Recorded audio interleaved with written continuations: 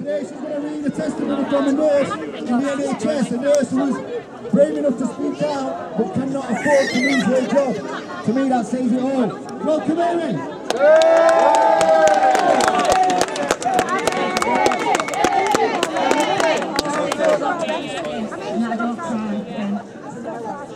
I am a nurse. I've been in nursing for 26 years and before that I worked in care homes. I chose this career because I genuinely wanted to care for people. Sadly though, I no longer have my heart in a system I have given a large part of my life to. Because our modern healthcare system is not about health, it is an industry. This industry and for pharmaceutical companies are heavily invested in illness, not health. Medicating with toxins, not curing. To cure a patient is to lose a customer. Its history is based on indoctrination and estranging us from health and naturopathy, demonising natural health, silencing and ridiculing natural health practitioners and its advocates, all to maximise profit for drug companies and keeping people sick. I have asked for this to be read out on my behalf because to do so would be career suicide. Anything that goes against the dogmatic beliefs of my colleagues and thus threatens to raise questions in the minds of the masses about the integrity of the industry will be crushed, punished and silenced. I am actively working towards an alternative career, but I can't afford to lose my job just yet. I need to live and I refuse to claim any benefits from a corrupt government that will require my compliance in their tyranny in order to receive these so-called benefits. Amen, darling. Amen, darling. What I have seen over these last few months has been nothing short of heartbreaking, like nothing I have ever known. What I have seen is not what you have been led to believe by the corrupt media, who are a proxy army of the establishment. People are not dying in their droves as an invisible killer tears through them like a tsunami. What I have seen are hospital grounds to a standstill, unnaturally and eerily quiet. Lockdown, social distancing and masks do not save lives. They have destroyed lives, divided and dehumanised. The negative psychological impact on our children and grandchildren will be felt for many generations to come. Many lives have and will be lost unnecessarily. They have been murdered in effect to be extras in the theatrics of this dark agenda. Useless eaters, as they call us. Thousands have died at home, too afraid to call an ambulance without going without treatment that could have saved their lives. It is estimated that an additional 185,000 people in the UK alone will die from cancer as a result of the lockdown services. All those elderly people that have died at home and in care homes, neglected, isolated from loved ones, alone and afraid. Genocide! Genocide! Genocide! Then there's the children in hospitals, alone. Parents not allowed to be with them. I can't even imagine the pain that these people are going through. Then there's the suicides, and there will be more, many, many more. I work in theatre and I have many colleagues around the UK that have told me of their experiences, confirming my suspicions and contradicting the official media narrative. All operations, with the exemption of emergencies and trauma, were cancelled, leaving thousands of highly experienced doctors, nurses and other healthcare professionals doing nothing across the UK. Nothing. Operating theatres closed. All the while, people were being fed by the media that the NHS was in crisis, or could be if we didn't act. Retired doctors and nurses were being asked to come out of retirement to help the NHS and their colleagues cope. Lies! Lies, lies, lies! Lies! People were told to clap the heroes of the NHS and they dig like Pavlovian dogs. I was ashamed and embarrassed to be associated with this because I knew the truth. I was ashamed to be a part of the industry. A&E departments were empty across the country. Beds empty. Bang on, darling. Ambulances parked up or driving around empty with their sirens on to contribute to the illusion. GP surgeries closed. COVID hospitals empty. Vital investigations stopped. Hospitals like ghost towns. Staff making goddamn respectful TikTok videos.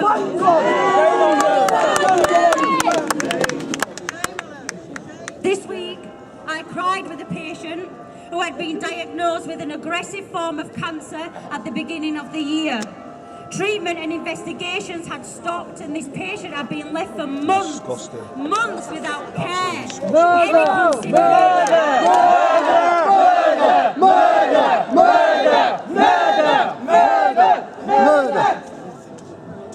I said, I am sorry. I'm so sorry. The patient looked at me surprised and replied, "It's not your fault, love, but it is my fault. I represented in that moment the system that has lied to and failed these patients and so many more through ignorance and unwillingness to see beyond premeditated indoctrination and unquestionable cowardice. We as healthcare professionals have done a massive disservice to so many. The ramifications of the lies will be far-reaching for a long, long time, physically and psychologically. So now I have chosen to stand up and speak for them, and I call on all my colleagues who know the truth to do so too, to speak the truth. So I say, you need not fear death from a virus that has yet to be proven to exist. A virus that has not been isolated and does not satisfy the Cox postulates. If you are to fear anything, fear the physical and spiritual deaths of yourself and your loved ones at the hands of the government puppets and their puppet masters.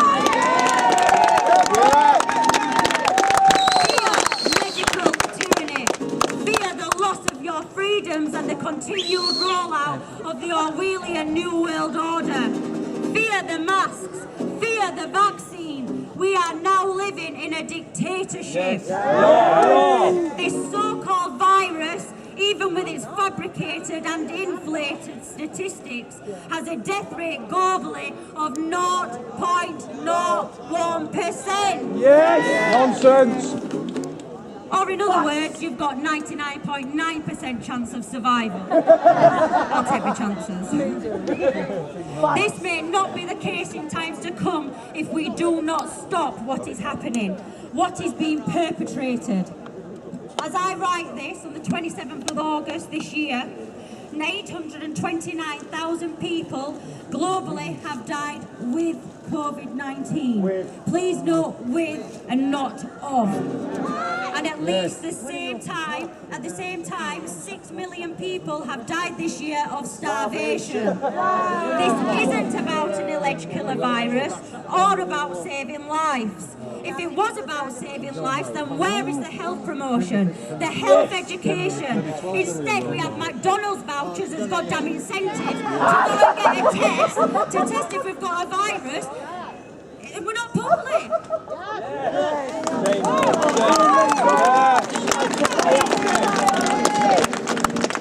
The government and the media are lying, and it isn't the first time they have done so to serve their agenda. It was widely claimed that in the winter of 2017 to 2018, there was around 50,000 excessive deaths, thought to be down to flu, when the actual figure was 340. That's it, 340. Wow. The following is a quote from an article in the British Medical Journal from June 2018. The Office of National Statistics seemed to have exaggerated the risk to the public in the region of 150 times.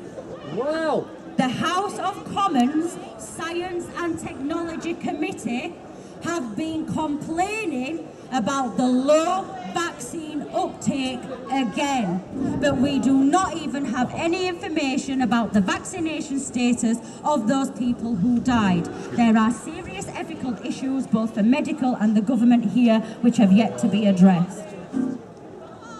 They lie to you then to raise fear of death by flu, and they are lying to you now. They want you to live in fear. They want you to take the vaccine. The vaccine isn't about protecting you. It is about profit for them and poisoning you and our little ones. This so-called virus is about harming and controlling you. It is part of the Agenda 2130 depopulation plan. Do not have the vaccine. Do not have the vaccine.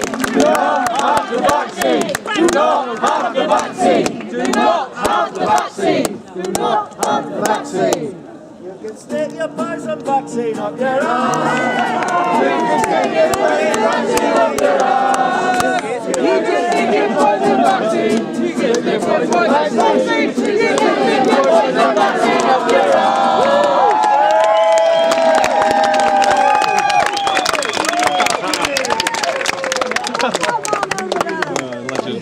And so the masks.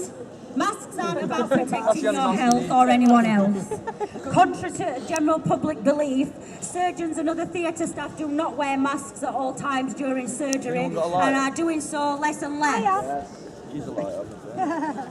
Masks are simply worn to protect the wearer from bodily fluid splashes and the patient's open wound from contamination from foreign bodies from the mouth and nose. And never for any period that extended the surgery time. However, from the 15th of June, the government advised that all hospital staff and all patients should wear face masks at all times, whilst on hospital premises, with the exception only of when eating and drinking. I don't. I am alone in this, and I've been bullied and reported to management by my own colleagues for not doing so. Shame on them! Reaction. I still don't. I have asked management to provide me with conclusive scientific evidence that masks provide protection against disease and are not harmful. Don't exist. They have failed to do so. Many of my colleagues are complaining of suffering with increased fatigue, headaches, sore throats, sinus infections, anxiety, claustrophobia, severe mask acne and flaring up of cold sores. I have asked to see copies of their risk assessments for mask wearing at all times. They have failed to do so.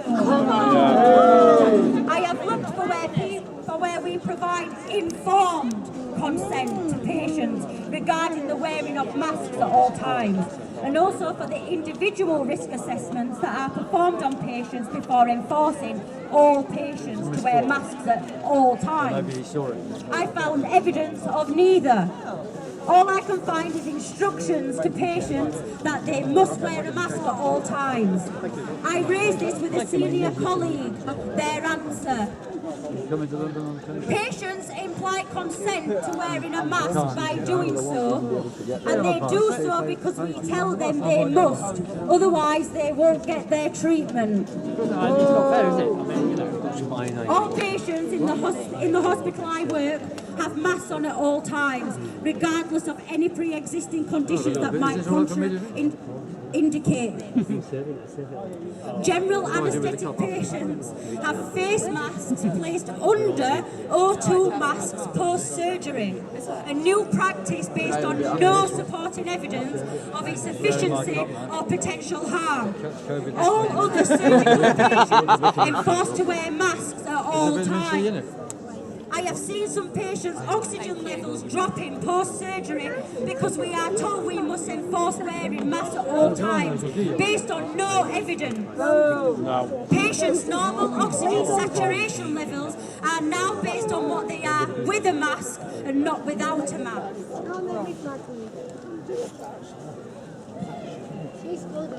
Patients consenting to this because they believe the lies and the fear-mongering. I remove my patient's mask. I will not inflict potential harm simply because I am told to do so. I do not social distance. Touch is an essential part of my role. If they need me to hold their hand, put an arm around their shoulder, or link up with them when they walk, I do so. Bang no on. one will tell me to not. Sorry. No one will tell me not to. No one will Utmost tell respect me for this not woman, to me. care I for my swear to God. patients. One elderly lady kissed my hand and told me the hardest part of all this has been going without hugs. You're the definition of Wonder Woman. Definitely. I've stood up at my work many times, trying to advocate for my patients, raising concerns with my colleagues and management, pleading with them to see beyond the smoke and mirrors, trying to get Amazing, Amy. that we as healthcare practitioners should be the ones driving forward our patients are cared for, not the government and not the media. That we are supposed to be an evidence-based profession, not one that blindly follows orders. I am met with deaf ears, vitriol and labelled a conspiracy theorist charlatan. As a condition of admission to the hospital I work, all patients are tested COVID negative and have self-isolated, yet we treat each and every one of them as if they are a threat to others' health and life. So the question is, what can we do? It is simple. We say no. No at each and every step. Take off your mask for others to do so too. Say no to be tested. They are meaningless. How can you test for a virus that has not been isolated with a test that was not designed as a diagnostic tool? How can you suspect that the tests are harmful? Why should we reasons for not being safe? Say no to the vaccine. I repeat, do not have the vaccine. Use cash. Say no to the lockdown. Visit your friends and your loved ones. Educate people. Empower each other. Research for yourself. Research germ theory and terrain theory. Research 5G. Understand how to be healthy and take back responsibility and be responsible for your own health. Understand how and why we are being lied to. Understand how harmful chemotherapy and radiotherapy is. Party! Have fun! Come people! Let your kids play together! Smile at people! Open up your businesses! Live free and eat well! Nurture your body! Nurture your mind! Strengthen your immune system! Turn off your screen! Turn off the mainstream fear-mongering lies! Connect with each other! You are being lied to! Love shines through. Use your instinct! You're not paranoid! Live the truth! Live your truth! A war is being waged on us. It is a physical war. We must wake up, stand up and fight for our own and for others' futures. We are Stand Up X and we will support anyone and everyone that wants to speak out and stand up.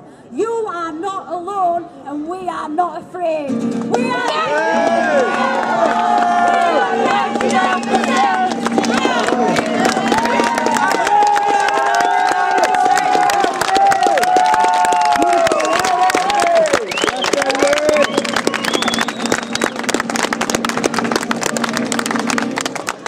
Right, we've got one more speaker.